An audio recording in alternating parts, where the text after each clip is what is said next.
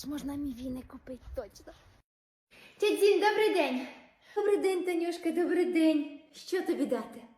А можна мені одну пачку мівіни з куркою? Мівіну? Добре. Ось, тримайте гривню. Ось тримай. Дякую. Танюшка, не буде здачі 25 копійок. Може на здачу щось тобі дати? Жуйку чи цукерку? О, давайте тоді на здачу мені жуйку лав-із жуйку. Чудово, чудово, даю лав-із. Ось, тримай лав-із.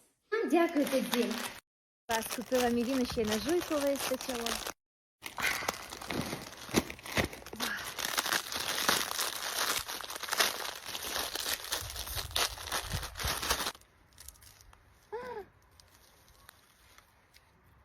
Олійка.